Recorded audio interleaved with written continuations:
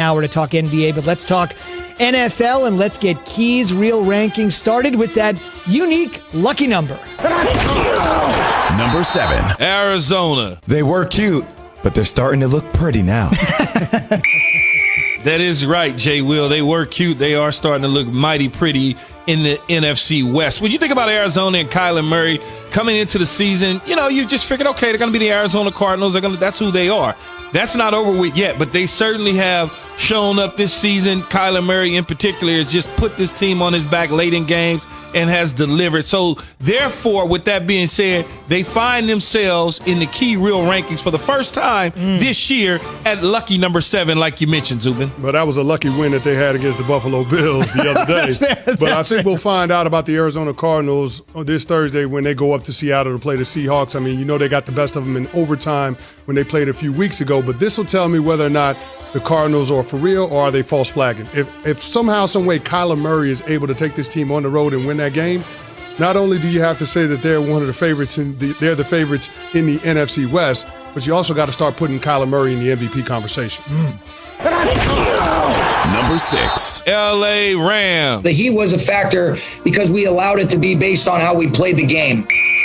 Look, the Rams have been in and out of the Key Real rankings all year long. They find themselves back in at number 6. I really like this team, not because I'm a homer from Los Angeles, because I'm not a Rams fan. I just think that if they could somehow continue to keep Jared Goff clean and upright and not allow him to make the same mistakes he made against the Miami Dolphins with Cooper Kupp and Robert Woods and Aaron Donald and Jalen Ramsey, they certainly can make some noise because some of these guys on this team were on that Super Bowl team. Sean McVay has some major experience now as a head coach in the National Football League. He doesn't have to lean heavy on Wade Phillips anymore, who's not there. So I think this team is one of those real teams that's going to hover around the NFC West and into the playoffs toward the latter part of the year.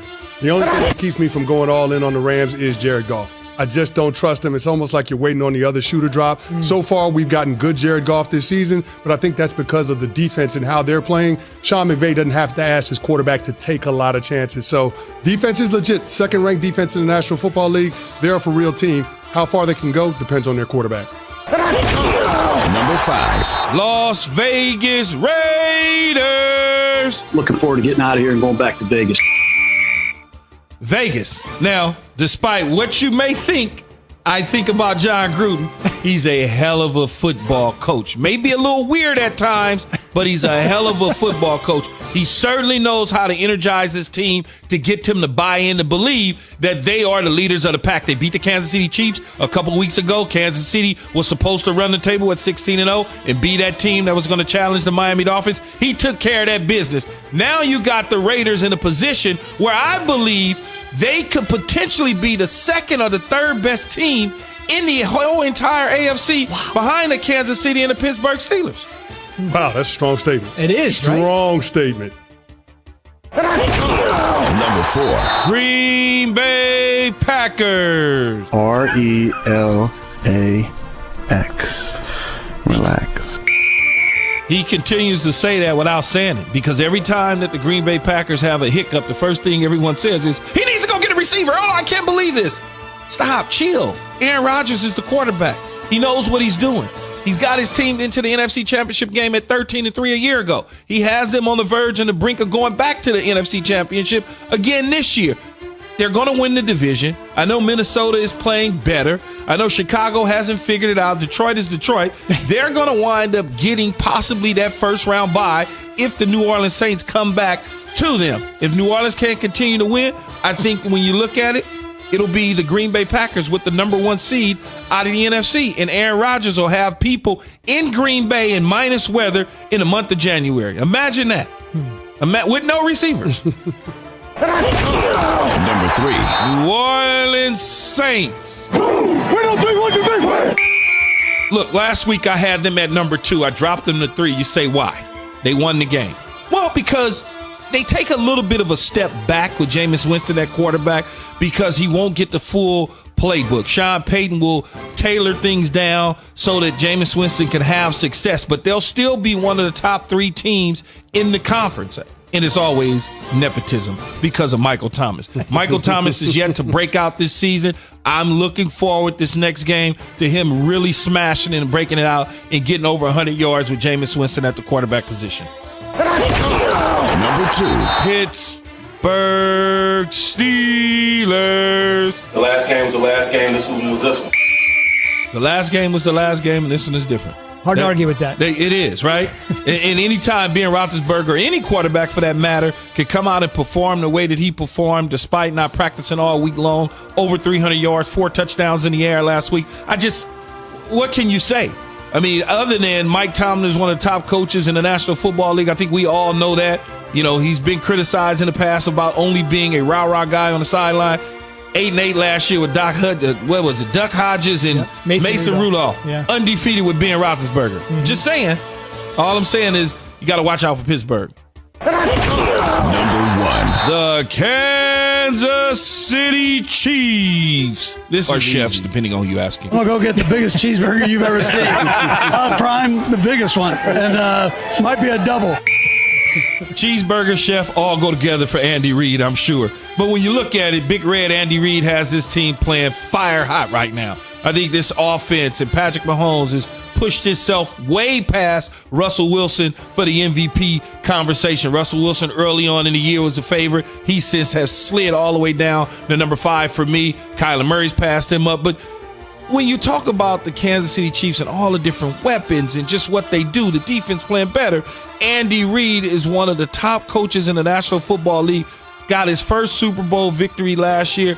I don't see why they couldn't repeat again this year unless the Raiders get them. How about that? The Raiders already have one game in hand. And oh, by the way, Sunday Night Football this week, Kansas City at Las Vegas. So a measure of revenge perhaps for the Chiefs, or maybe the Raiders say, hey, not only did we beat you one time, we've got your number. Want to quickly mention 7 minutes from now, Giannis gets a little bit of help that he's been asking for. And the first $50 million a year player in the NBA, the first guy that had an opportunity to cash $50 million for one season, said, no thanks. That's in 6 minutes. Chris, I want to get your thoughts quickly here on Key's Real Rankings. I know you weighed in towards the bottom, but the top 3, Kansas City at 1, Pittsburgh at 2, New Orleans at 3. That's how Key sees it. How do you see it? Top 2 I got no problem with. I think those are clearly the best 2 teams in the National Football League. Number 3 with New Orleans, I would circle that one. I might drop them down below the Green Bay Packers just because they're going to be missing their quarterback for a few weeks. And just based on Aaron Rodgers playing at an elite level, I just feel like the top end of what they bring to the table is greater than what New Orleans has. And moving on down the list, I would probably swap out the Rams for the Buccaneers. Even though they got blasted a couple of weeks ago by the Saints, I still think the Bucs are a really good football team, and they showed it down there in Carolina. They beat up on the Panthers, a well-coached team, even though they don't have a lot of talent. But I like the way that defense for the Bucs is trending, and they'll be a lot better later on in the season in comparison to where they're at now. And Tom Brady's still trying to find his way with those weapons. So, I mean, it's a solid list, a tweak here, a tweak there, but I'm on board with most of this. Well, the good thing for you is that the Rams will play the Buccaneers here in a couple of weeks, and you'll be able to decide which of those 2 teams are the better one. But in the meantime, this is my real ranking. So, therefore, we're going to stick with that. Indeed. You're going to see the Rams and the Bucs on Monday Night Football. That's our big next Monday Night Football game. So we'll kind of get a litmus test on Tampa, especially now with Jameis Winston probably taking over for at least the next few weeks. And the Bucs sitting there right now at 7-3, with the Saints at 7-2, with the reminder that New Orleans has beaten them twice already. So they have that tiebreaker game in hand if it comes down to it at the end of the season. Yes. Did you leave any beverages for anybody else? I mean, I'm sitting here. I'm like. So if you're watching on ESPN News this morning, Key is referencing the fact that I have the bladder of a camel, because right now I have 3 bottles of water and a sugar-free Red Bull, which I stole from Key because that's Key's drink of choice this morning. I didn't really ask your permission for that. No, it's all good. I needed the energy this morning. I'm like, Zubin. I'm like, come on, man. Leave something for somebody else. No doubt about it. No doubt about it. I'm thirsty. I got to keep up with you. I need the energy all morning long. In just a couple of minutes, we'll talk to a Super Bowl champion on what he saw from 2 teams that are probably about as far away from the Super Bowl as you could get last night on Monday Night Football. That's Jeff Saturday. He won, of course, with Peyton Manning but see, I wouldn't and say the that Colts. About Minnesota, though. Go ahead. Yeah, I mean, obviously they won 3 in a row. I wouldn't say, it's one of those weird years where all of a sudden a team start off slow, and then they get this momentum, and then all of a sudden they wind up getting that 7th, that 8th seed. Think about what Tennessee was able to do last year, 9-7. Sneak in, end Tom Brady's career in New England. And then it beat the hottest team in the league, Lamar Jackson. Yes. And then all of a sudden, the momentum goes, and then you look up, and they're in the playoffs, and they're playing, and then all of a sudden you're like, oh, my God. They're in the AFC Championship game. Can you believe this? Take me inside as a couple of players. The biggest thing that Kirk Cousins had been dealing with, besides this ridiculous he can't win on Monday Night Football, it's just like an arbitrary date. Right, it's an arbitrary date. Who cares? It's a Monday. But the biggest thing on him is he hadn't really won a playoff game. Mm-hmm. And last year they go to New Orleans and win one in the Dome down there in incredible fashion. When something like that is lifted, understanding that was just a wild card game, if something like that is lifted and the next time around you're in, what does that do? It certainly helps you, right? It because you've been there before. You know what the temperature is. You understand the speed of the playoff game. Because when you think about it, from the preseason, which they didn't have this year, to the regular season, as you start to get out of the regular season, the speed of the game just heightens. As you get into the playoffs, things just all of a sudden, man, is faster, more detailed. You're more laser focused.